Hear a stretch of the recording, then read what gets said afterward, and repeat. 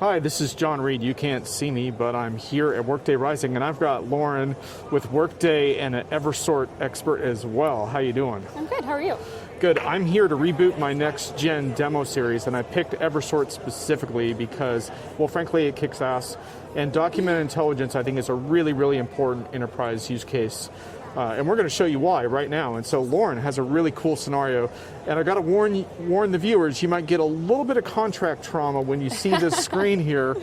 Lauren, tell us what we're seeing. But I see a scary contract, a services agreement. This is bringing back bad memories. And oh my gosh, there's even like some food stains on this or something. Coffee maybe? Absolutely. So this is a contract that's been uploaded into the Contract Intelligence module of Workday, which is also Evisort. And as you can see, there's handwriting. There are some stains from coffee. It's been crinkled, maybe gone through the copier a couple times. But I'm showing this on purpose because I really want to emphasize that our tool is very agnostic in the types of documents that we can work with. Every contract or document that's uploaded to the system, regardless of the quality, can be analyzed through our OCR technology to essentially make all of the text searchable and readable. OCR is not really anything new, but it is a very important first step in digitizing your contracts. But it's really only part of the picture. So what we're going to do when your contracts get uploaded, again, regardless of quality, regardless of how loose you got in the copier with it, we're going to immediately process it through that OCR and then apply AI models on top of it to actually turn all of the loose, unstructured information from within it into structured data points. So that's what you're seeing in the middle and the far right column. So pretty much immediately, and we will tout the idea of day one value quite a bit, because once this document is analyzed, you're going to have really rich information to pull out all types of data about this document, whether it's a provision or a data point like the start date or the renewal date. And you can see it'll always cite where in the contract it found it, even if it's handwriting, even if it's through a stain or something. Can you like show that. me that scary looking termination clause Yes, that we were looking at? Absolutely. So you can see here somebody hand wrote that there's a termination for convenience notice if there's a 30-day written notice. See, I think this is a great example of why you do what you do, because this is the kind of thing that you see in contracts that it's like it can change the whole arrangement with the vendor. Absolutely. And you might miss that. You and don't want to miss that. And who's to say when that entered the contract itself, and how do we know if it's valid? So what I can do now is actually contact somebody to get more context here. So I'm going to go ahead and highlight that passage. Come here. Sorry, my thing is getting trackpad issues. There we go. And I'm going to go ahead and add a comment here, and I'm going to flag this to one of my colleagues. So I'm going to say, hey, Ernesto, what is this? I was going to use a different but anyway, the point is the same. What's going on with this contract? Yes.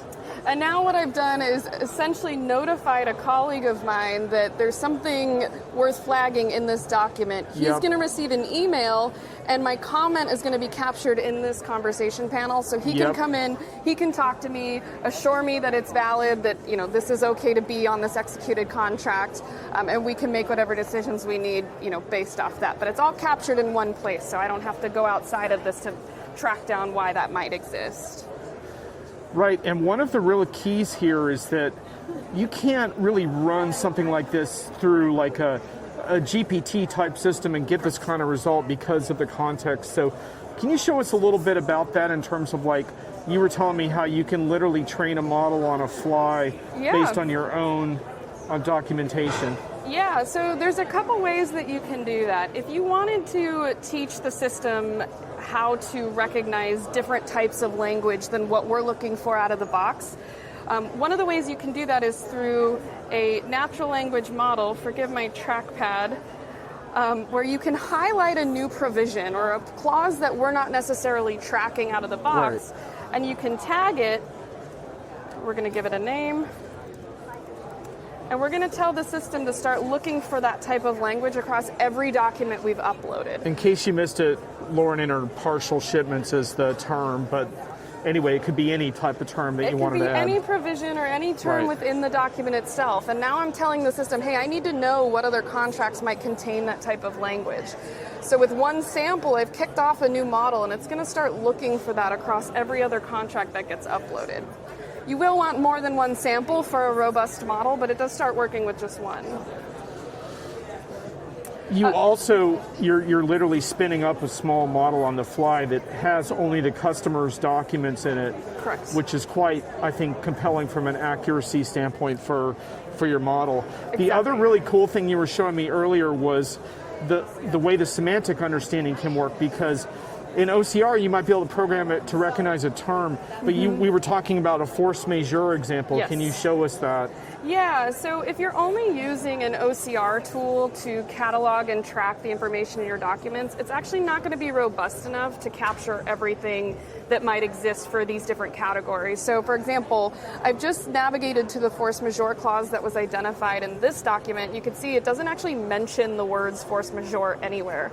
But these are natural language models that we have trained on millions of samples, so it knows the meaning of a force majeure. It knows fire, flood, earthquake, act of God, and it's able to identify that despite the fact that it's labeled as a miscellaneous clause and not a force majeure clause. So that way you're going to be much more inclusive in your search results than if you were just searching based off text or keywords. Cool, so we need to wrap in a sec, but you were going to show me the CLM component, because we've been looking at your document intelligence system, but you also have a contract lifecycle management. Can you just briefly show us that and kind of explain why this is important? Yeah, so CLM has been around for a long time, but we've gone ahead and built a CLM engine on top of our AI offerings. This is going to allow you to use all of the abilities of a CLM, but with an AI-powered review state. So I've generated this document, and I'm in the process of reviewing it. All of the same models that you already saw on the executed agreement will be identified on this version as it's in flight. But now what I'm able to do, when I need to create red lines against this document, I can actually call up some drafting tools and ask the tool to help me redline this. And I can do that in two ways. I can just give it some ad hoc instructions like, make this more favorable,